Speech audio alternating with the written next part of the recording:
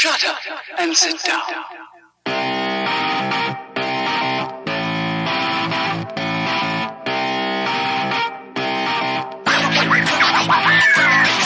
What's up, everybody? Welcome back to Third Shift. It's episode 238. I, of course, am your host, your funky leader, the greatest man who's ever lived. It's me, it's Matt.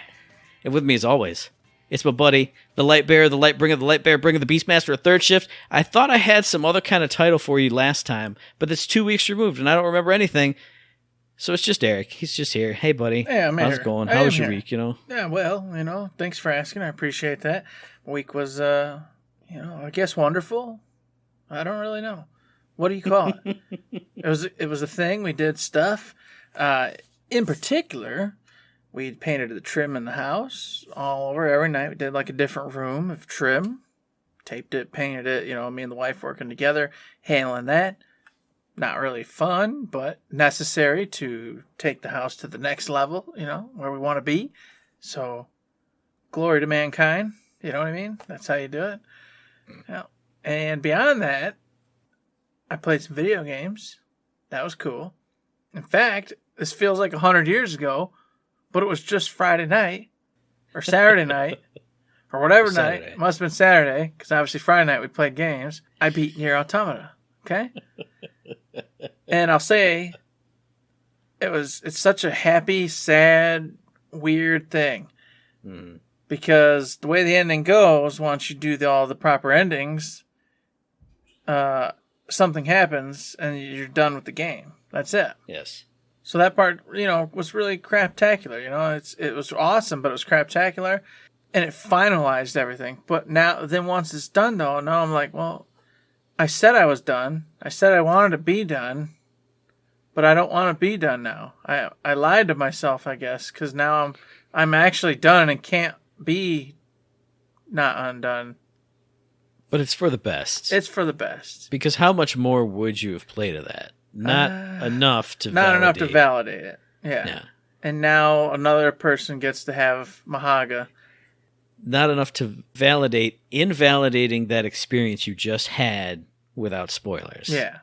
Because to go through that, then they just be like, nah, I want to run around and do one more side quest, and then go, I think I really am done. And then just never pick it up and never finish it. You got to do the thing and be that's done. It. Yeah. And of course, with that said, during said event, man, I was like a god. It was like I was playing Gradius and Life Force all over again. I'm like, look at my skills, look at my skills, look at my skills. And then you get way up into the Square Enix. There's that final little clump. Like, I made it all the way to that last little clump. And it got stupid.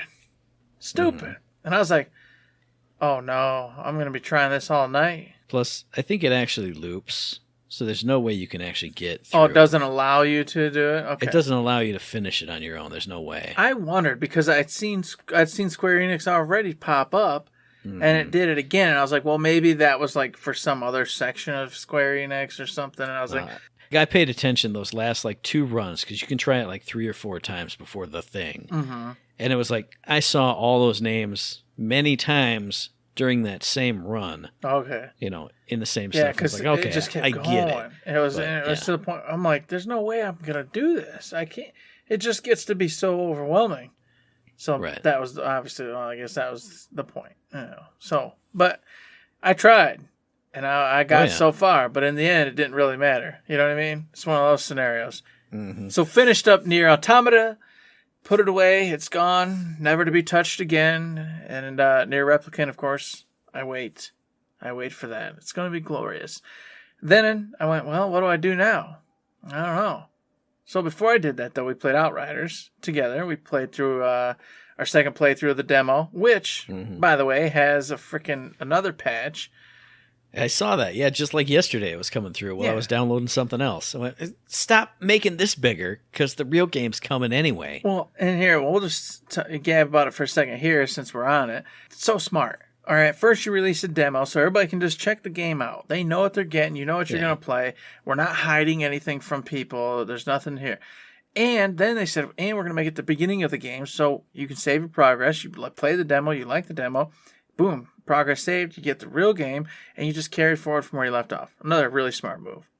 Then on top of it all, they're already bug fixing, patch fixing, doing all sorts of crap.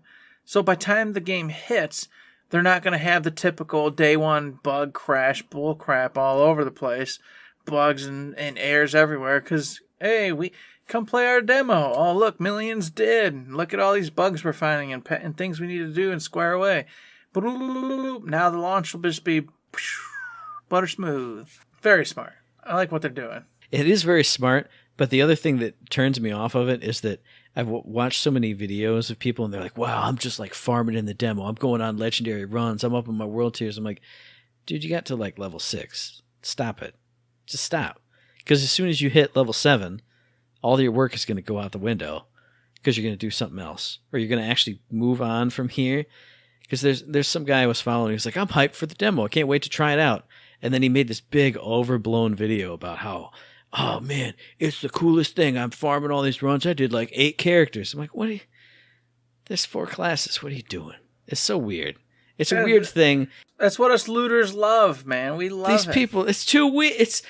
You can beat it in 2 hours. What are you doing it again and again? I've been doing it. I did it again and again and again. I'm like level 7. I got a couple legendaries on one of the characters. I'm ready to go. Ready to go. You didn't get legendaries. Don't lie. Yeah, I got the legendary. Yes. Sure. Got him on the pyro. Ready to go. Ready. Smoking it. There's nothing wrong with that. What's wrong with getting the loot? It's only going to be replaced when you're like level 8, you know? Yeah, and 2 levels later, I got this green and it's way better. Okay.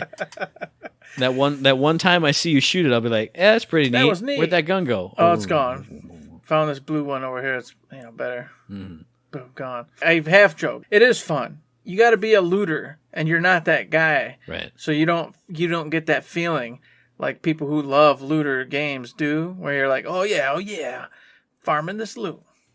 I do, but it's got to be enough content that it's not the same stupid thing all the time over and over and over and over again. I love loot. We love getting legendaries in Borderlands and Battleborn, any other kind of game that has loot in it. Division, same thing. But we don't just play the intro missions of those games and farm them and farm them and farm them and farm them. That's what I was like. It's 45 minutes if you're sober playing it. Mm-hmm. And you're going to run that again and again and again and again. No.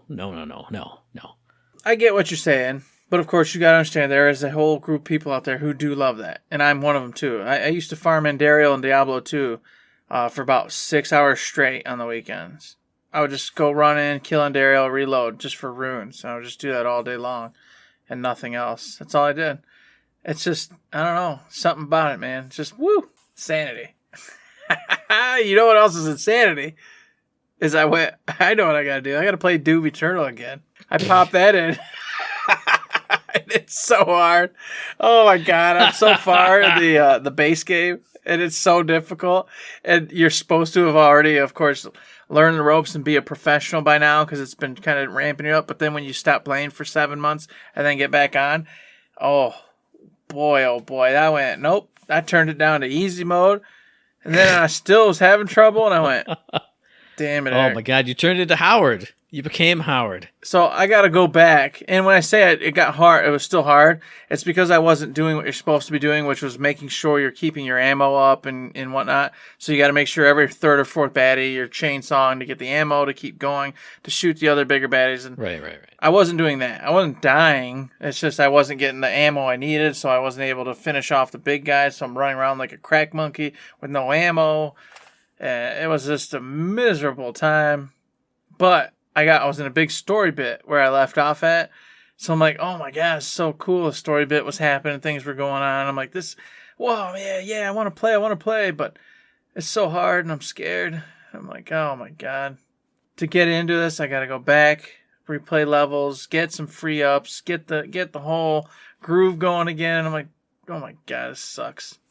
Here's what you do, Eric. You load up your PS5, right? Mm-hmm. You boot it up. You log into yourself. You enter your little passcode thing. And then you go on the crossbar. You go over to Doom Eternal. Mm-hmm. And there's a button on there. I think it's the options button. Mm. You press that options button. It'll pop up some options for you to do with that game. And you just go down to delete. And you just never play that goddamn game again. No. You just don't play it. No, it's a great game. And you do like you usually do, and you go, yeah, I played and beat Doom Eternal. That was pretty fun. I beat it, though. I did it. Just like with these other games that you don't play, that you watched play, and you were like, yeah, I beat that game. I beat Bayonetta 2. I played the heck out of that game. That's what you do with this one. No. That's what you do. No. Yes. Don't chastise me about a game that's hard and I don't finish. You make games. I'm giving you good advice, Eric. I'm giving you good advice. So you don't play it and go, oh, man, this is really, I don't like it. Now I got to go back. I got to go pre-play levels to pre-play these other levels. Don't waste your time, Eric. Don't waste your time farming that guy for 6 hours. Don't waste your time beating your head against the wall of Doom Eternal. Just stop. Just stop it. Don't play Destiny 2 ever again, because you're going to play it for 5 minutes and love it and then stop playing it again. Don't do it anymore. Which already happened. I played it for like 3 days straight, and then I haven't played it since. I knew it. I don't know what I want, man. You know, life is hard. Video games are difficult. What am I supposed to do? Life is strange, Eric. Life is strange. We're not talking about that games. I don't like that game. And then last but not least, I was playing Persona 5 Strikers. And you know what? This is a game where you tell me the same thing. You'd have said, Eric, you know what? This game's not for us. It's not for us. It's over. And I said, nay, sir. Nay. Now, I'm going to counter this by saying neither of us have turned the difficulty down. If we did that and it was still hard, I would say, okay, it's not for us, but just put it back in the steelbook for me and just put it over there. We haven't tried that yet. Well, so we don't have to anymore. We're not to the ultimate quit zone yet. And we don't have to now because I played it and I grinded for hours and hours and hours this week. I got to level 18, 19, when the recommended level for the first Monarch is like 12. And I finally beat that stupid first Monarch. I put it under the belt. All I had to do, and I told Matt this off air, was stop thinking about it as a fun, awesome, cool game where you just do cool shit and be awesome. It's not that. You have to think of it like Demon Souls, Dark Souls, and you have to go in, parry, dodge roll, attack, dodge roll, dodge roll, attack, parry, dodge roll, attack, parry, dodge roll, attack, parry. And you do that a lot. And then you'll win. That's how you win. What I don't get is, sure, the Muso games, like on ultimate difficulty, yes, you do have to block and dodge and parry. But just on normal, you don't do that. You have a fun, wild time until like the end stages. You don't have to do this. Why is it like this? No, I don't like it. If you get a few levels ahead, the regular baddies and stuff, and even those mid-level bosses, it's all just lulls and just fun time clicking the buttons and you smash their faces and win. I mean, I'm doing that as it is, and you were 7 levels ahead of that. Mm-hmm.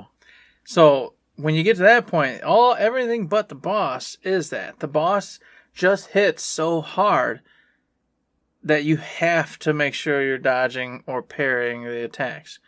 If that boss hits you, it's game over. And as you know, if you get stuck in like a heavy attack where you got to do like an animation that's more than a few seconds, you're gone. Because if you do it the wrong second while the boss is about to do like a combo kick, pop, character's dead.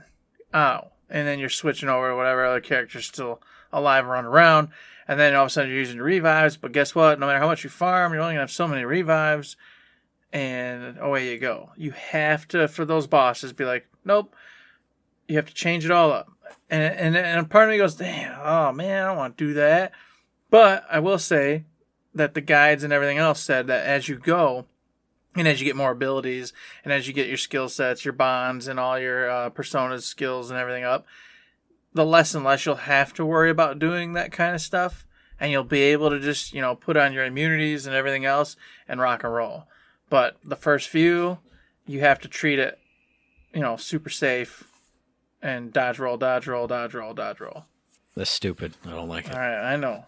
But you got to focus. You got to push through.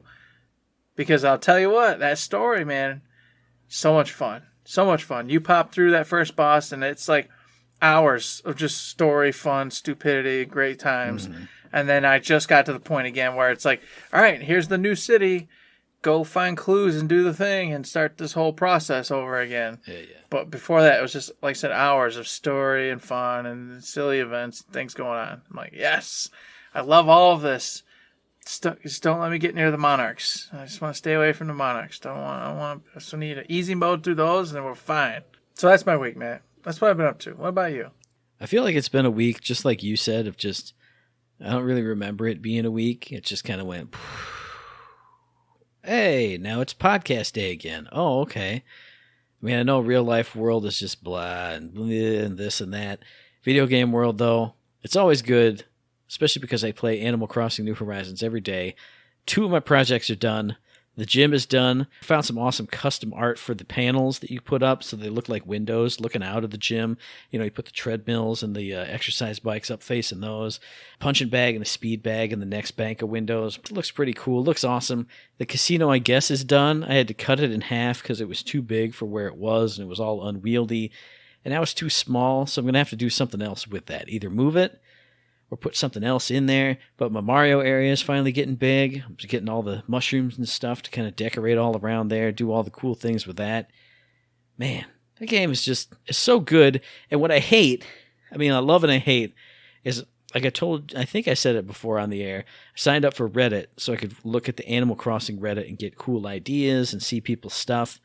And like every other post on there, I know I've told you this off air, is, man, this game sucks. There's not this and this and this and this from the old games. This is garbage. We paid $60 for some garbage game. I'm like, look at this beautiful game of happiness and joy. And people are going to hate it. This is not the point of Animal Crossing. The point is to live just an easygoing life on your little island and make what you want to make of it. And not think about, oh man, the other game, there was this guy and he did his thing. And they took it out of here so they could give it to us later. Just enjoy your life. Enjoy your island life, people. It's a beautiful game, full of happy creatures, and they love what you do, and they love you. Man, No, what a wonderful time. we got to troll. The trolling power is power, man. God, it's a beautiful thing. This is the other thing I love, is that meme picture of like the happy like golden retriever dog and like the mean devil dog right next to it. Mm-hmm. One person in that Animal Crossing Reddit put up Animal Crossing with the happy little golden Labrador dog, and then Animal Crossing Community with the weird spazzing out devil dog. And I was like, that's exactly it. Like or upvote or whatever Reddit does. And then I went into the comments of it, and people were like, what do you mean? What does this mean? In what way do you mean that we're like crazy? Look at every other post on this stupid Reddit. Come on. You people are not even self-aware enough. Anyway, nope. Okay, getting off topic, going into a Reddit rant. I also got the autographed hard copy with the download code of Chained that I got from the indie channel I Dream of Indie, who go support them on YouTube. They're a great couple of people. I think there's 3 people now who run that. But I started playing that. It's a game I talked about a couple weeks ago. And it was a lot of fun. And I got into this loop of like each kind of chapter to progress the story. It'll have like certain goals. Get this much money in your hacks, do this specific hack 3 or 4 times, and then purchase an upgrade or something. And I found a couple spots where it was like, hey, you can just farm for money and experience endlessly here as long as you don't do that 3rd requirement. And it was cool because I just got in that zone of listening to a podcast or some music and then just doing the hacks, you know, little numbers up and down, and just zoning out and just you would like soft focus on the numbers and just automatically know did it, did it, did it. And then like the trace is going up. Oh, use this ability. Now it's back down. And I got like 5 more minutes before I even have to log out. Just farming money, farming XP, getting all my abilities up. It feels good.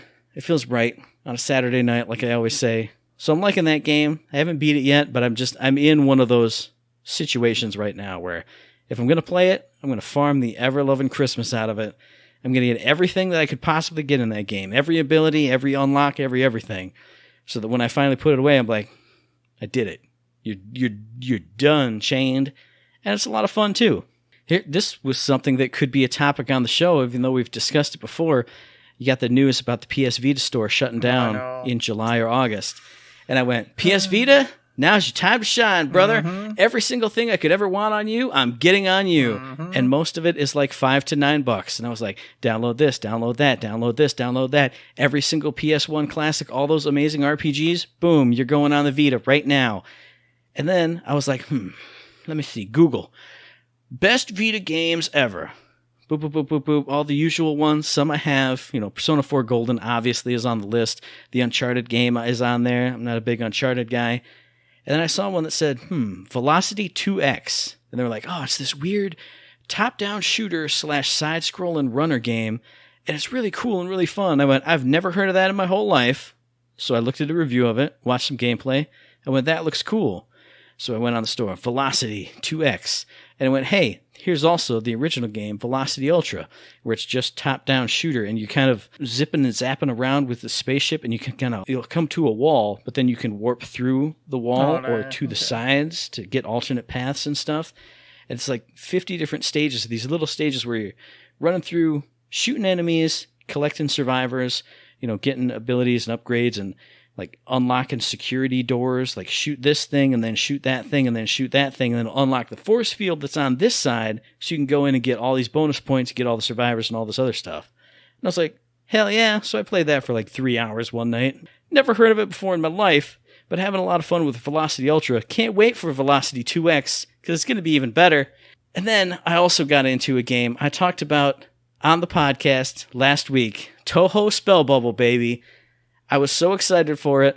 It's so much better than I could have ever imagined because the J-pop and Puzzle Bobble together, it's magic. It's beautiful. When you get that combo that requires you to hit the buttons in rhythm to unlock like this big bubble chain, it feels so good. And some of the songs are weird. Some of the songs are like the J-pop stuff from nowadays that doesn't really hit me right. But some of those songs are throwbacks to when you and I were watching anime as teenagers. And it is that. When you hear it and you're like, this is an anime song. And then you're popping bubbles to the beat and doing all the things and throwing out abilities and unlocking stuff and totally destroying your opponent. Oh, it's so good. I love it so much. There's so many songs to unlock. And then there's millions of paid DLCs with more songs and more characters and more side stories to do. The story is totally stupid. I don't even know what the point of it is. All the characters are from the Touhou games, which I've never played. It's like all the shoot 'em up games with the, the magical girls. I don't know who any of these characters are, but I don't care because it's J-pop and it's Puzzle Bobble. Two things I love, and it's so good. And another thing that I love, man, I got back into an amazing game, and I'm just take a little quick story about why I got back into it. There's a guy called Miracle of Sound on YouTube. He does video game songs. I was listening to a bunch of his stuff, and then I got into a loop of listening to his Red Dead Redemption 2 songs. And I was like, yeah, I need to play that game again. But kind of just like Nier Automata, the end of that story is the end of the story. So if I went back to play it again or play it more, I feel like I cheated it. But I'm like, man, I need to be a dude riding through the countryside on a horse. What game can I do that in? Oh yeah, Ghost of Tsushima. It was on my PS5. I transferred all the stuff over and went, you know what? I'm going to boot it up and play that a little bit. And I went, didn't I start a New Game Plus game? Yeah, I did. And goddamn, dude, I tell you, starting that game over as Endgame Jin and just tearing shit up in that game is so fun. Not having to worry about anything. No stealth. You don't even need to use your gadgets.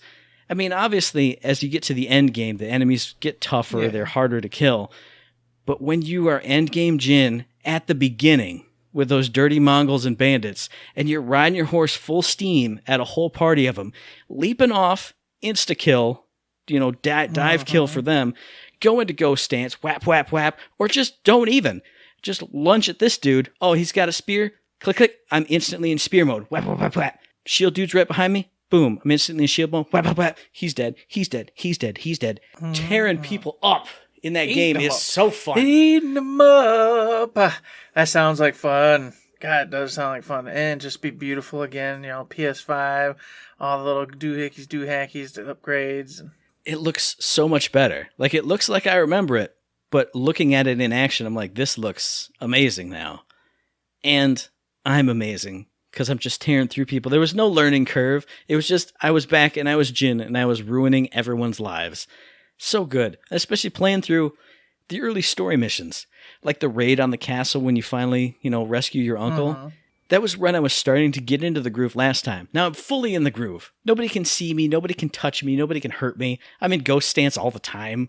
I'm just cutting people apart. Oh, it's amazing. It's great. That was my week. It was amazing and great. It was the bestest. So while you're over there playing Ghost of Tsushima, trying to pump yourself up, I was over there looking at a new game. And just wringing my little paws, man. Just wringing my paws because it's so hard. It's so hard. And that's Monster Hunter Rise for the Nintendo Switch. Okay? You all know I love Monster Hunter World. I played the hell out of that game.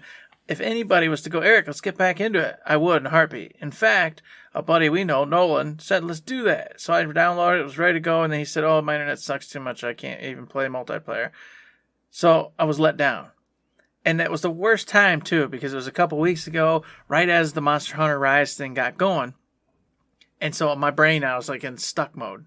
I want to play Monster Hunter, I want to play Monster Hunter, I want to play Monster Hunter. Eric's brand new Monster Hunter. Monster Hunter Rise comes out March 26th, everybody, for the Nintendo Switch, which, as you're probably listening to this, is today or maybe yesterday or whatever, you can go get it.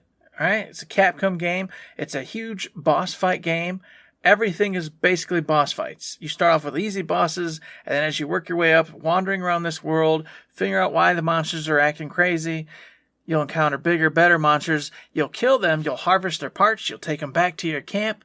You'll upgrade said parts into new armor, new weapons, and you'll get stronger. And then you're going to go back out and you're going to fight some new monsters that are a little bit tougher. And they're going to give you pieces and parts. And you're going to turn those into armor and weapons. And you're going to keep going and going and going, uncovering the mysteries of this place and why things are happening the way they're happening.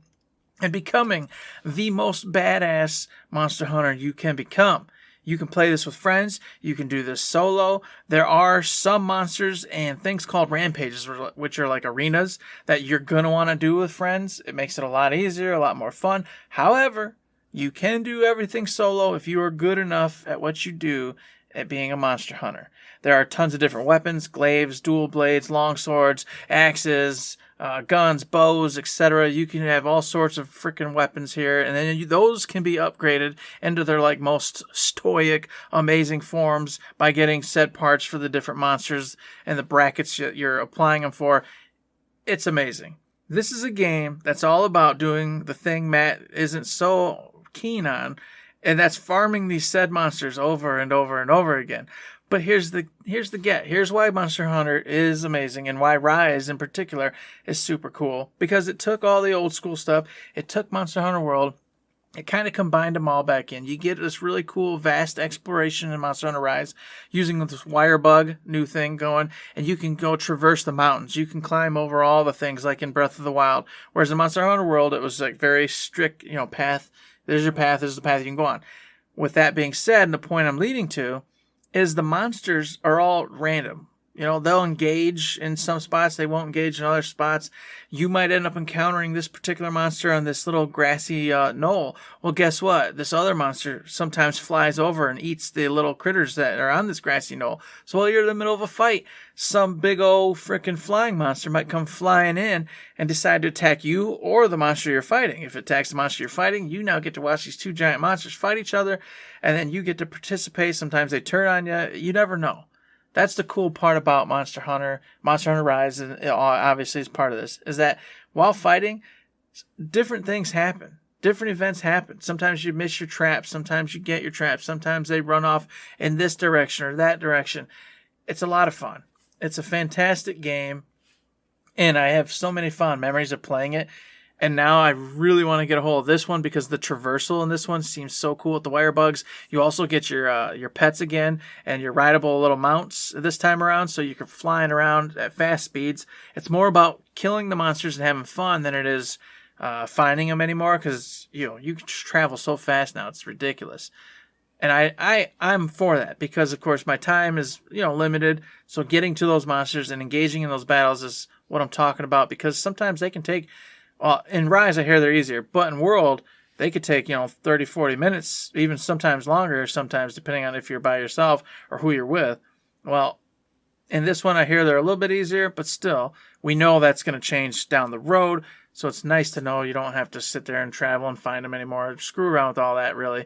The only thing is, in this one now, they've got these little birds that fly around, and you get these extra buffs from them. So if you collect them on your way to the monster, you'll be better prepared to fight said monster. So, really cool game, lots of fun. if fighting bosses over and over and over to upgrade your weapons and armor sounds like something you want to do, I'd seriously check out Monster Hunter Rise. I know I really want to get it, but it's too many, so many games. It's too much. It's too much, Matt. I don't know what to say. I'm sorry. As usual, my release is not only the complete opposite of one of yours, because yours is all about gameplay and fighting and combat and interactions and upgrades and doing the things. Mine is not about any of that. Mine is more like an experience than a game. Like every review I've read of this, and I've tried to only read a few because, again, this is something I don't want to dive too much into because I'm going to play it, so I'm not going to spoil it for myself. And it's also really hard to describe. All these reviews kind of say it's maybe kind of a point-and-click adventure game, but it's kind of just more of an experience. And this is Genesis Noir, which comes out on the 26th, developed by Feral Cat Den, published by Fellow Traveler. This is a game I tweeted about. As soon as I saw it, I watched the trailer.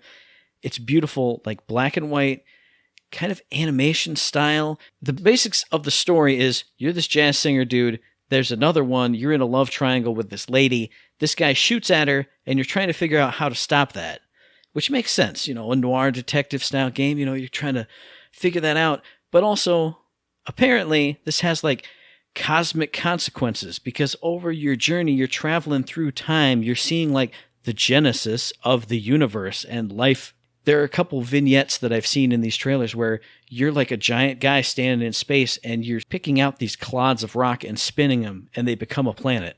You're going through time, you're going through the cosmos. Maybe these three players are like universal concepts and the gunshot is the Big Bang. It's some wild stuff. If you look at the trailers, the imagery is beautiful, cosmos and moving around, but what I love too is the down-to-earth segments where your character is like walking through the streets. There's a segment early on in the game where you meet up with like a dude playing a bass on the street, little jazz musician. And in this little gameplay, quote fingers vignette, you can look around the scene. You can find like little cards with sheet music on it. You give it to him, he starts playing a new tune. And you're looking at him like across a set of railroad tracks. And then as he's playing, those railroad tracks start jumping up like piano keys. Then the music's going and the animation is going with him. You find another one, he starts playing that, the music changes, the animation changes. Then you get into a jazz battle with him because you pull out your saxophone, and now it's like Simon Says, he's doing his stuff, you're doing your stuff. But then as you do it, the scene's changing. And it's like going through time with this guy, and he's getting bigger and bigger and badder and badder. I don't know how to describe it, but if you like strange experiences, if you love jazz music, you should definitely play this because all through all these different vignettes through time and space and concepts and the formation of life in the primordial ooze, it's got this awesome jazz soundtrack. I would say just watch the intro of the game. On YouTube, you can find it. It's like a 10-minute gameplay segment right from the beginning. Your character's sitting there floating in space, and you're like tuning in sections of the jazz song on the radio, and they come together, and then there's just this like sine wave moving to the music as your character's moving through the world and through space, and just the way that it cuts, comic panel kind of style cuts of the different scenes as you're moving around. Mwah! Chef's kiss, it's beautiful. Watch that. If you're hooked on that, get Genesis Noir, and hey, guess what? It's on Nintendo Switch, it's on PC, it's on Xbox. If you got the Games Pass, it's there. I'm going to play it for free, and I'm going to love it, because I love jazz, I love noir stuff, I love black and white anything. I love funky stuff that's hard to explain. Genesis Noir is for me. If it sounds like it's for you, you got to get it. You got to watch it at least, because this is something special. I know I've said that a lot about a lot of games over the course of this podcast, but this one, it looks like nothing else. It sounds like nothing else. Obviously, it will play like nothing else because it's not really gameplay. It's just interacting with these cool scenes. Ooh, get it. It's Genesis Noir.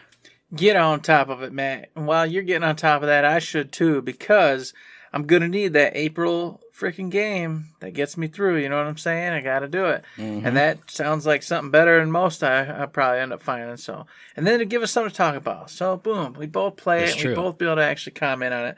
Sounds like a great idea. And of course, as you say all that, I go, man, I should have had a great idea and pay attention to what the hell Borderlands and Gearbox was up to, but I didn't. And you put some stuff in them little notes, the little snippets that I totally missed. I'm like, what's he talking about? A director's cut BTS psycho mocap session? When did they show this? How did I miss this? What the heck? This was a real quick one on the Borderlands Twitter account. You remember the behind the scenes where they were doing the Foley for the creatures. Yeah. You saw that one. That one was like 5, 6, 7, 8 minutes. This one was, I think it was like a 2-minute thing. It was the dude in the mocap suit throwing a little rant, doing his thing, and then they, rigged him up to the psycho in the game so you could see it. I think they rigged him up to one of the tank enemies too, so you could see how it translated to a little tiny enemy. So this one was just a real quick hit, but I appreciate it because it's getting me excited for unlocking all this stuff when the director's cut hits on April 8th. And something else you should get excited about is my favorite part of the show. Because we got ship codes for Golden Keys and Borderlands, the pre-sequel. And it's doubly my favorite part of the show, because after I say, hit up the Twitter, the Red Forums, the Instagram, hit up your preferred ship code provider, and get yourself some free loot and a fantastic game, I can say, hey, Eric, it's the pre-sequel, buddy. The one we're supposed to we play. only played through it the one time, and we didn't finish it the second time, and we got to go back and play it some more. As I always say, Athena just keeps calling. Eric, you left me behind. I'm sorry, Athena. I got Wilhelm halfway there. He was halfway there. He was almost unstoppable. I just needed that second capstone to get him to be completely invincible, like all my characters always are. And we didn't do it in that game. We didn't finish that one. Well, with that particular character set, anyway. Correct. Yes. Yeah. And Nisha, she's maxed out. She was, god tier. So.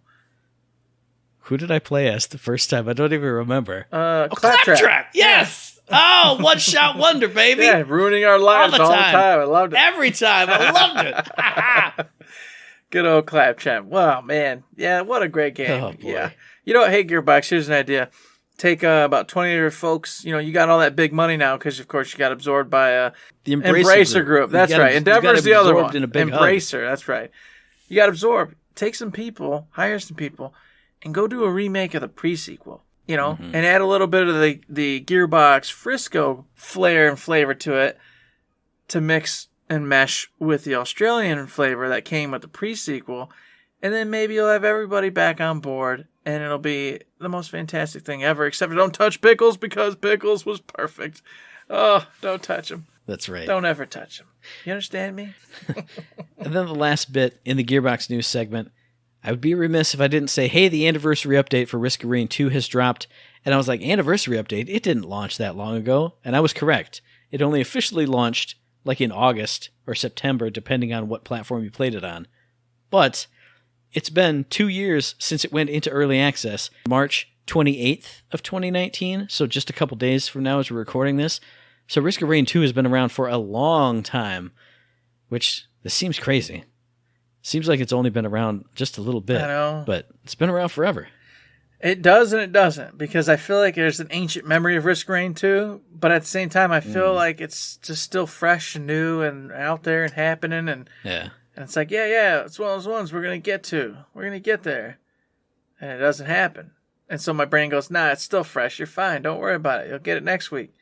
Except for like 100 next weeks have gone by, man. It is weird because it's one of those games that I think I would like, because I like roguelikes. I love those. I've been playing those a ton over the past year. But this is one that just slipped through the cracks. And I feel like they've been updating it too much, and maybe that's what's kind of thrown me off of ever getting it. Because now I know that it's been around, well, now I know it's been for 2 full years. I was thinking like 1 full year of these constant updates that you see on Twitter all the time. I'm like, oh, we've added this area, this location, this character, there's all this lore. When I was flipping through the patch notes of this, because we don't know anything about the game, so I wasn't going to go into detail, but it was like lore entry, lore entry, lore entry, lore entry, like 15,000 new lore entries. And I was like, this game's too big. I can't even get into it, because now it's a whole thing. I feel like if I started now, I wouldn't even know anything. Like, you have to start from way back there, and then already be the expert. You know what I'm saying? You don't want to have that imposter syndrome, and then, of course, having the issues beyond that of just being completely lost in the sauce with 1,000 things happening, and you're just some schmuckatelli getting smoked all the time. I'm calling you out on this podcast. I was waiting for it. I told myself I'd do it. Where the heck did schmuckatelli come from? All the time I knew you never used to say it, and now, like, from 3 months back, you started saying it. What's going on with this? I don't know. It's something that used to be said in the military all the time. That's what I assumed. And so there's in the last 3 months, there must have been so much military talk that it's back in my brain, which makes sense because of the stuff I'm doing in my own life for all that. It's back on the top of my head. So I think because of that kicking into gear, it's got some of the old, stupidity coming back up. And so schmuckatelli, that's an old saying we used to always use back in the day. So you know what? You have to deal with it. It'll go away again. It'll disappear. And then you'll never hear it again for however many years. you'll latch onto some other thing, and I'll be like, where the hell did this come from? Oh, I was watching a show, and they call them schnozberries. I was watching Willy Wonka with the kids all the time, and now it's like a schnozberry all the time. We do this. It happens. It's okay. If it becomes excessive to the point of stupidity, then we'll have to course correct immediately. But until then, you know what? We can't haze people all the time. We can't just keep hazing people, you know? You gotta be nice, Matt. Just like Nintendo's being nice and giving you an upgrade. It's true, folks. It's finally actually happening. No, this allegedly. It's more than allegedly anymore. Supposedly. No, it's been leaked. The new Nintendo's coming. It's going to be having a 7-inch OLED 720 monitor. I am super stoked for that because I have seen the old school Vita with that OLED, and it is nice. It's silly gorgeous. It's silly gorgeous. It's crazy how much better it looks than its counterparts. Just that alone has me excited, but that's not it. It's got the new NVIDIA GPU that supports deep learning super sampling, or DLSS.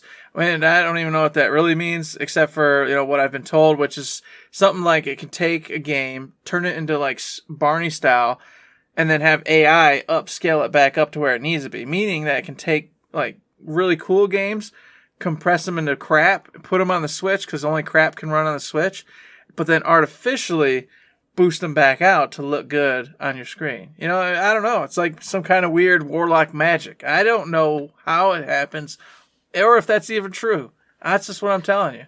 See, I was going to say, as I always say, sounds interesting if true, but at the same time, I was going to say with all these upgrades, yes, the OLED will be super nice because I do play Animal Crossing at work on my Switch, so having an upgrade to that would be super nice. But for me, for some reason, playing big games on the Switch that I would want to look super high and super fancy just doesn't jive with my head. Mm-hmm. I play those games on my PS5 or my Xbox. I play indie games and cute games and silly games and Animal Crossing on my Switch. Mm-hmm. It just has that vibe in my head. Like, I know there are good games on it that are graphically intense and look pretty cool. But when it's like, yeah, we're going to upgrade the Switch, it's going to be more powerful. And I'm like, but why? I can play Bubble Bobble on that. I can play Toho Spell Bubble. I don't need an upgrades and an up-res. For me, it feels like it's a maybe. Like a great deal, possibly, I would get it just for that upgraded screen. But it's not a chomping at the bit, drooling from the mouth, gotta get it. Yeah, and I'm drooling at the mouth, but that's just always me. But I'm not going to get it because it's the price range is speculative, you know, obviously. But they're talking about $399 is what they estimate the cost is going to be. And that's, you know, that's above and beyond what I can afford, especially since I already have one. It's above and beyond for an upgrade to a system you already have. Yes, exactly. Yeah. So it's rough and tough to say that I would get it, but I would like to get it because I do play Yooka-Laylee, The Impossible Lair, the new Crash Bandicoot, Fire Emblem. Breath of the Wild 2 is coming out, you know. So there are games that I would play that would take advantage of, you know, the upgraded graphics and the power that it could put out. But like you said, I generally am okay with the fact that it's not pumping out big graphics and crazy stuff. I generally am just playing it for an hour or two while I'm waiting on something, the girls to do this or that, or in the John or whatever it is. I'm just playing it in these small doses, goofing off for 30, 40, 50 minutes, and then I put it down, and that's it. Yeah. Like you said, all my big-time games, I play on the PS5 with my big screen and all the goodies, and that's where I play the high-end graphic games. And so I want it, but there's no way I can justify it. Yeah. So like you said, it'd have to be something that falls into my hands. Like, hey, I got this, and I don't know what to do with it. I'll give it to you for $200 if you give me your old one or something. You know, some kind of weird deal like that. And then I'd be like, okay. Some kind of uptrade, like turn in your old one and $100 and you get the new one. But I can't do that because of the weird save thing with Animal Crossing, so it's got to go with you, you know. So it wouldn't work for me anyway. But it would be nice to see my Animal Crossing friends on a super hot, sexy OLED screen because my Vita still looks so good. Mm-hmm. Oh, yeah. And like we said already, it's night and day difference. It really is. It's gorgeous. Yeah. So I'm excited about it. It's something we've always talked about, and it was always, like you said, never was really happening, but everything kept saying it was happening. Now it's official. Every website you go to has said, "Hey, here's the leak. This is what's happening." Supposedly, if it's true. Yeah, and Matt will keep saying that until Nintendo says, but of course Nintendo's Nintendo, so. It's because I've been burned 900,000 times. Every time I go on the trending topics on Twitter, Switch Pro is trending. Maybe it's finally been announced. Click. Rumor is we're going to get a Switch Pro in October of 2020. Rumor is we're going to get one in November of 2020. Rumor is we're going to get it in December of 2020. Yeah, rumor is December 5th of 2020. Oh, wait. Now it's December 7th. Every single week, Switch Pro trends, just like Grand Theft Auto 6 always trends. I'm sick of it. I don't want to hear about it. I don't want to know about it. But this time, all the specs are there. Hey, it's got this NVIDIA graphics card. It's got this screen. It's got this saving capability. It's got this amount of memory. It's got the... When that hits, usually it's a pretty good indicator that, all right, somebody leaked. They're pulling the switch. They went to the factory in China and they pulled that big old lever. Mm-hmm. And it's just like the railroad tracks. Instead of going like to the production line, it's going to the trash bin now. Trash can. It's starting all over. Nintendo's done it before. It's true. They could do it again. It's Nintendo. They do whatever they want. That's right. Woo! Gosh, and while they're there doing what they want, we're not going to spend a whole bunch of time on this one, but I just want to bring it up. The DICE Awards nominees have come about, Matt. They're here. They're out there. You can go over there. You can check them out. You don't get to vote on it because this is for actual real people. Mm-hmm. The Game Awards are where scrubs and silly folks can go play and have fun. The DICE Awards are where people who actually make games and do stuff get to vote on what the best games are. And this is where you get your wonky outcomes that make no sense because they're not actually great games, but because the developers and the other in-house people said they were like super cool because the coding involved or whatever the hell it was so hard and super imaginative, and we don't see any of that or care because we just want a game that's fun to play. That's the difference. This is where folks in the business pick, whereas the other ones, it's where us scrubs that just play the game and have a great time pick. And so there's all sorts of different, games, and some of them aren't games you'd typically see at the Game Awards, but some of them fall in line. Like, for example, Outstanding Achievement in Animation. You got your Final Fantasy VII Remake, your Last of Us 2, your Marvel Spider-Man Miles Morales, your Ori and the Will of the Wisp, and your Spiritfarer. But see, even that, Spiritfarer, I mean, was that really in a bunch of stuff? I don't know. I don't even know what Spiritfarer is. I feel like I've talked about it before, but I can't tell you to remember now. Was it that great?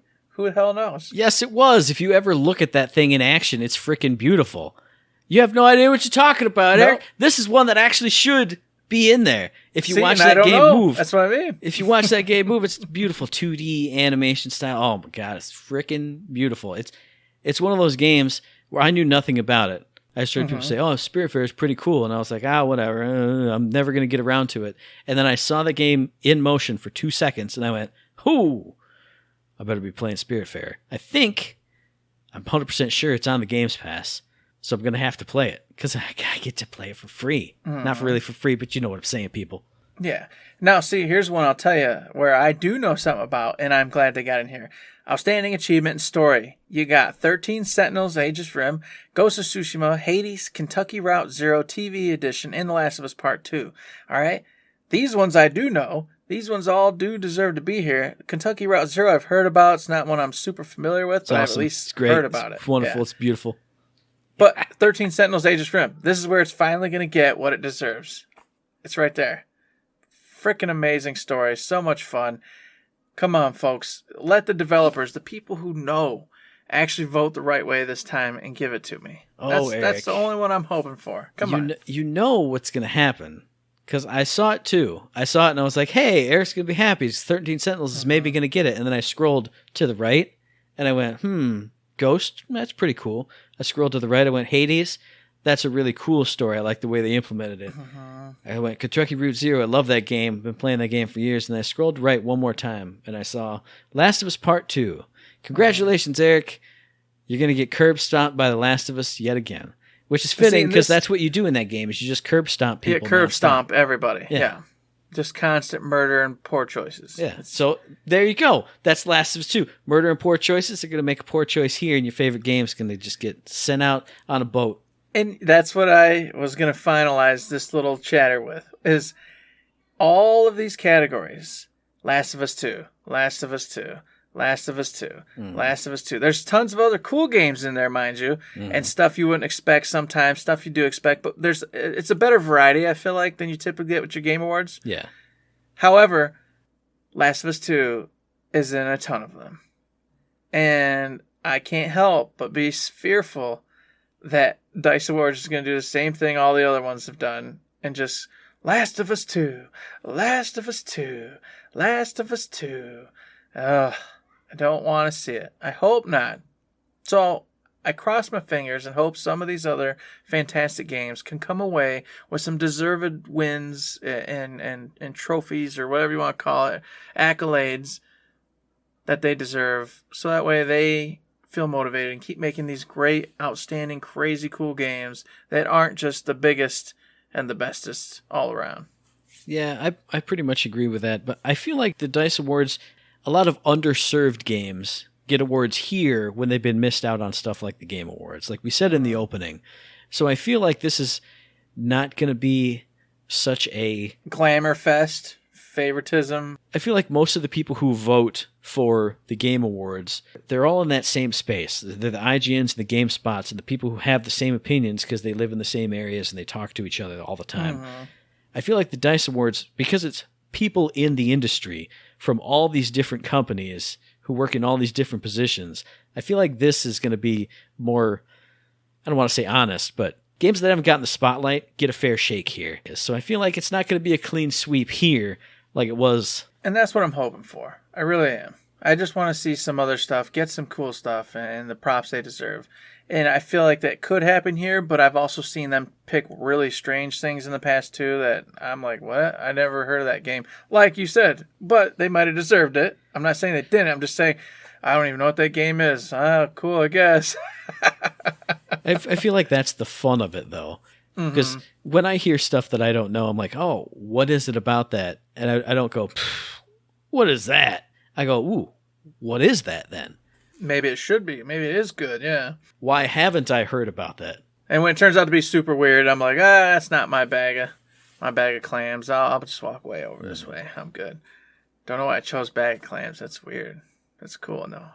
I'll take clams. I'd take a bag I like of clams. Too. Yeah, they're delicious. You know, I'd even take a bag of oysters over that, though. Just shuck that bad boy.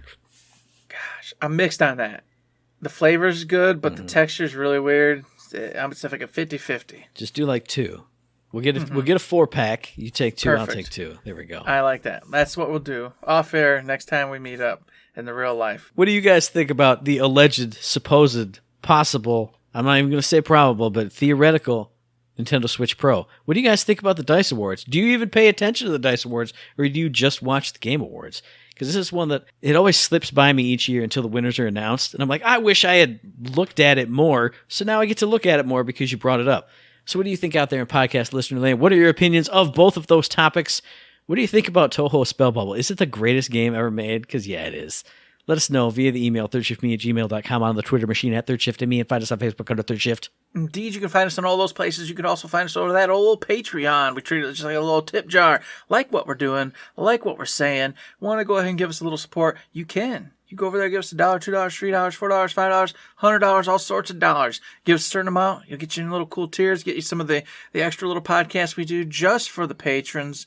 And we do appreciate you so much, because that money goes into upgrading, keeping the podcast rolling, all that good stuff.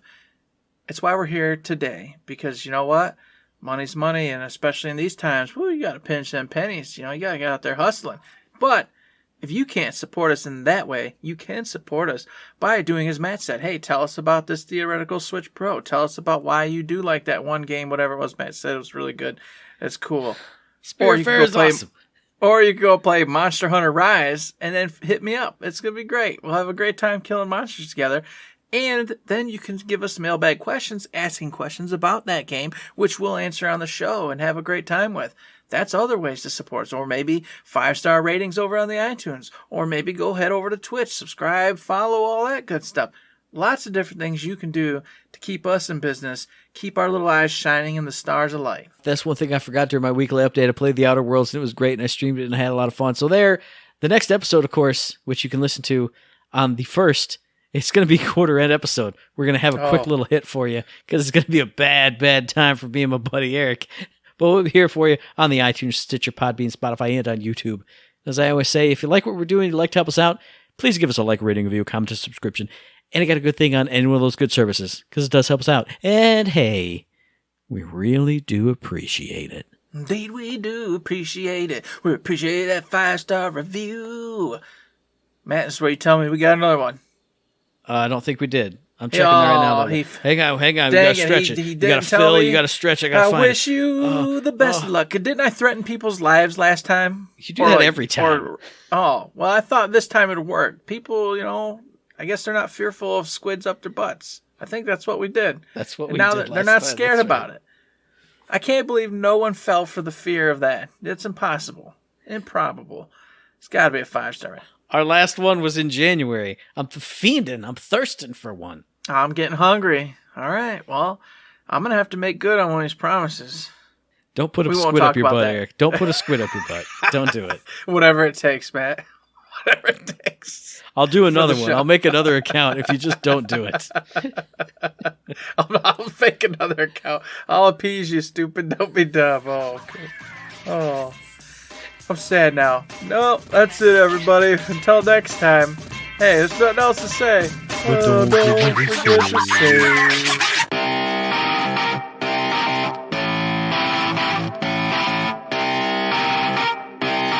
Shut up and sit down.